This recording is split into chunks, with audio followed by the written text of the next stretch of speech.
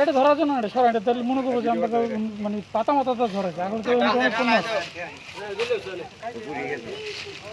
এই পানিটাই ইয়াটা দেন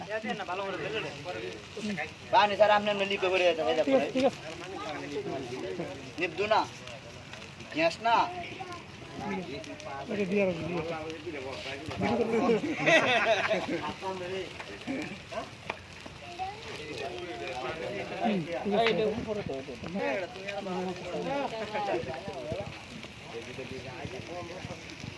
আসসালামু আলাইকুম।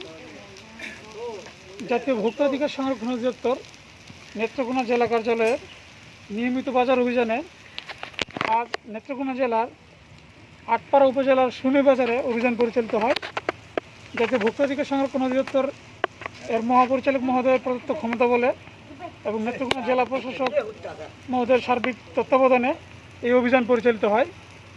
এখানে অভিযানে বেশ কিছু শিশু খাদ্যপণ্য যেমন চিপস, মুড়ি, তারপর অন্যান্য যে পাইপ আইসক্রিম, এগুলো মেয়াদবিহীন কিছু পণ্য পাওয়া গেছে।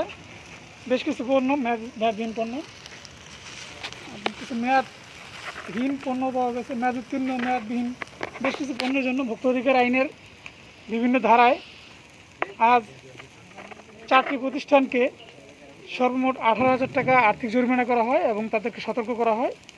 আর ভোক্তা অধিকার আইনের আওতায় আজকের এই যে অভিযান পরিচালিত হয়েছে, সহকারী পরিচালকের সঙ্গে এই অভিযানে সহযোগিতা করেন নেত্রকোনা জেলার বাজার কর্মকর্তা জনাব আজমল হোসেন এবং নেত্রকোনা জেলার পুলিশ লাইনের একটি চৌকস টিম আইনশৃঙ্খলা নিয়ন্ত্রণে ছিল।